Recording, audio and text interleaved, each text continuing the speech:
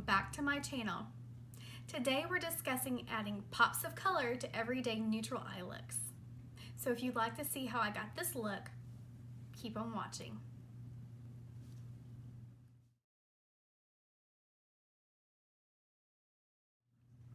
Now most of us have quads and palettes of eyeshadows that look just like this. Shades of taupe, brown, rosy tones, something that you can wear every single day of your life and always make a great neutral look that'll get you through work, that'll get you through school, that'll get you through life.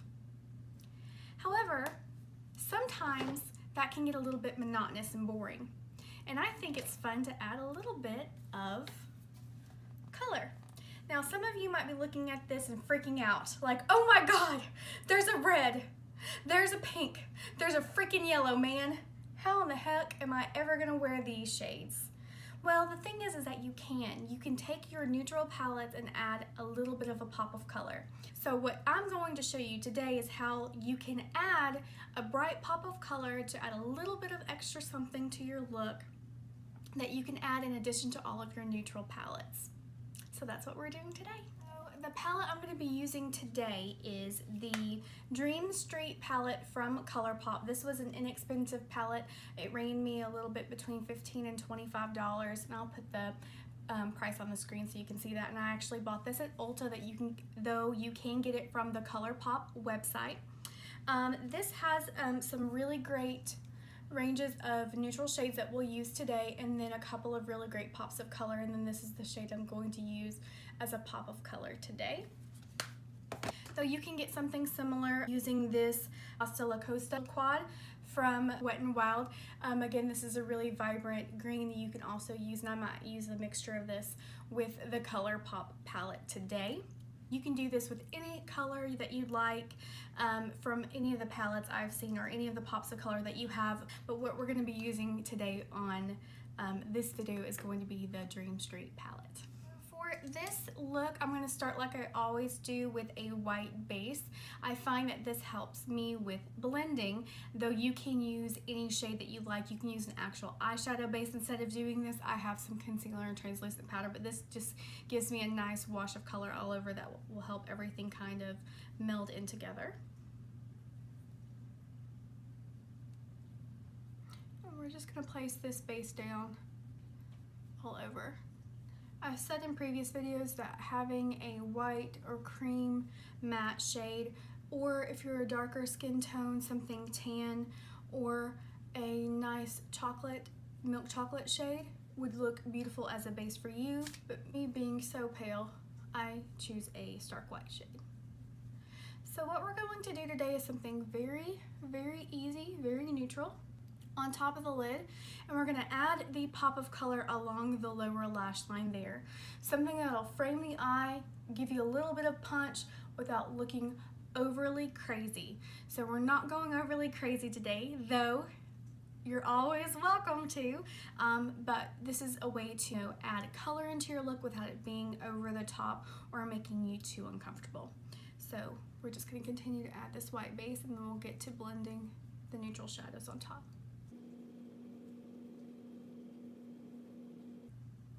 There we go. Going in with the Colourpop palette here, I'm going to be taking a mixture of these mid-tone brown shades right here at the top, those mattes there, and I'm just going to take a combination of both of them, and then tapping off the excess, and then I'm going to just place this into my crease. What we want to do is create just a little bit of depth on the lid, not too much. So I'm taking both of those shades, tapping off the excess, and again using windshield wiper motions here to really work this into the crease area, really blending that in. Going back and adding more as we go. And then I'm also bringing this into the side of the lid there just by using circular motions to blend. This creates a nice halo of color just around the eye.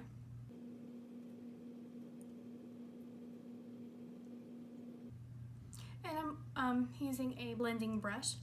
This is a natural hair brush, though you can use a nice fluffy synthetic. Just make sure it's nice and soft, and it has a nice domed overall fluffy appearance. This is going to help really blend in the eyeshadow. Once I don't have very much left on the tip of the brush at all, I'll go back through the edges and just, again, with windshield wiper and circular motions, just blend that into nothing. So you have a nice gradient of color just by mixing those two together. And you can see it has a nice depth based on the other eye that doesn't have anything. So I'm going to do the same thing to the other eye. Now, if you feel like your blend is not exactly where you like to be, you can take the brush that you use to put on your basically blank out shade. You can take that brush, it has a little bit of residual product on it, and then just blend around those edges, and you can see that it just melts in that color straight up, so you have a really nice blend. Okay, I'm sorry, this brush is a little bit dirty, but taking a more tapered blending brush, you can see that the ferrule itself is a little bit pinched. You can see on the side there, so it gives it a little bit more of a flat texture so that you can really get into the crease there. I'm going to be taking a combination of these two shades, this one here and this one here, kind of a red brown and a more dark chocolate brown, and I'm going to be placing that into the crease to add just a little bit of depth, tap off a bunch of the excess, and then what we're going to do is really kind of work this into the crease there, keeping that lower and really tight in the crease than what you did originally with those first round of shades. And again, we're using windshield wiper motions back and forth just to add the depth into that eye. You can already see that it's added a lot of depth into that eye socket as opposed to this one. And then so once you have that color, I like to, and I'm placing the color like this with that pinched ferrule tight, that flatter side going in. I'm going to flip it so that the wider side is up, and that's going to help me just blend. And again, there's nothing left on the brush because I've put it all in my crease. And I'm going to just fluff this in and help blend that into that first shade, creating a nice soft haze gradient from one shade into the other. And again, fluffing that onto the outer lid. I always like to look ahead just to make sure that I can see the color. My eyes are just slightly hooded. I want to be able to see the color, that it looks fine ahead, because most times when people look at you, you don't look at them like this, where they see your beautiful blend. They see you straight on like this, and they get a glimpse of all of that artistic amazingness that you've just done by blinking. But what we're going to do is kind of leave the lid open, looking straight ahead, just to be sure that it looks fine. There we go. Now we're going to do the other side.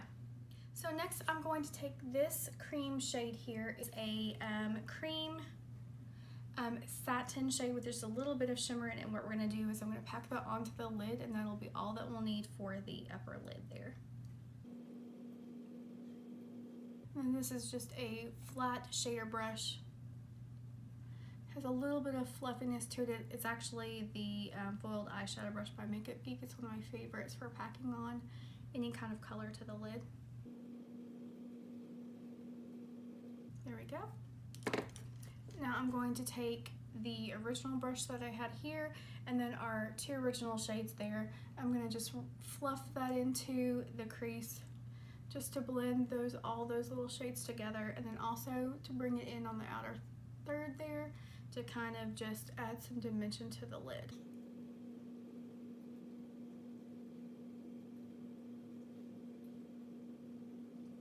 So what we have here is just a neutral overall everyday eye look. So now what we're going to do is add the pop of color to make this a little bit more exciting, a little bit more out of the box. Okay, so what I'm going to do is I'm going to be adding this shade here. We're going to take a pencil brush like this one, and I'm going to smudge this over the lower lash line just to add a little bit of color to that area. So we're going to load the brush, really tap off the excess, and I'm going to grab a little mirror for some detail work here.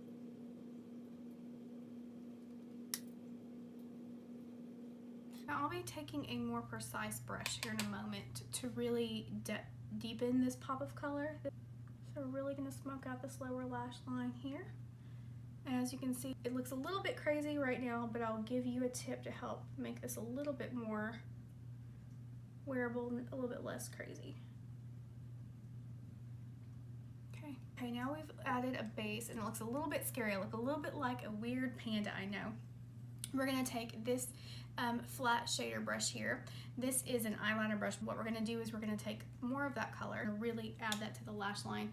But what I'm going to do is I'm going to spray it with a little bit of spray. That's going to intensify that shade a little bit. You can do it with water, a setting spray, whatever you got on hand. And then we're going to add this and really add that depth along the lash line.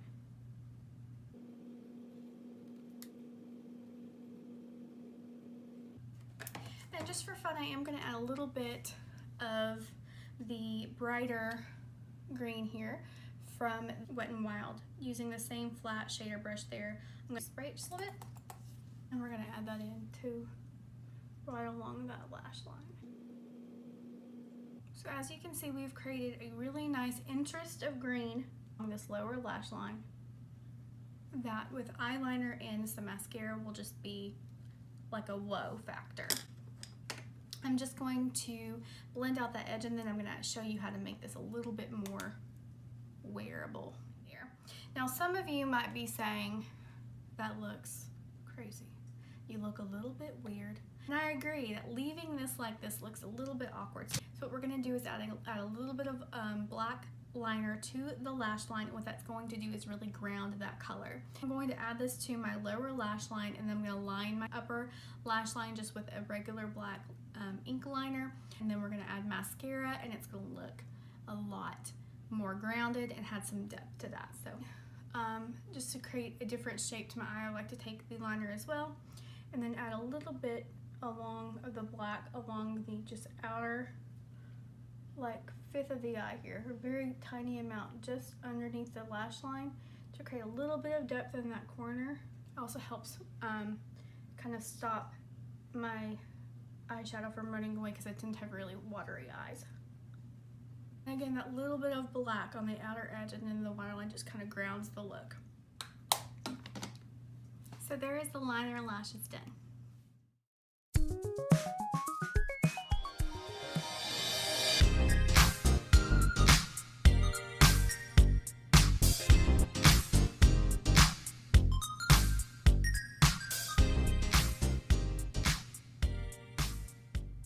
Well, that was it for today's video. I hope that you enjoyed the eye look that we did today by adding a pop of color into a neutral everyday look. If you would like to see more, please hit the subscription button down below. Also, you can find me on all social media. I am on Facebook, Instagram, Twitter, and Snapchat. Thank you so much for watching. Bye.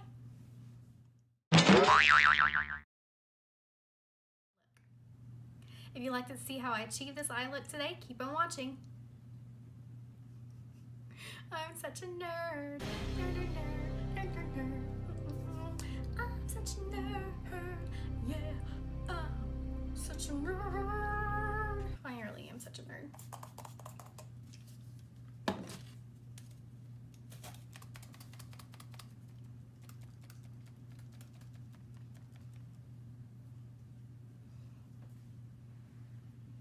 Everyday eye look with a pop of color. It's an everyday eye look with a it's an everyday eye look with a pop of color.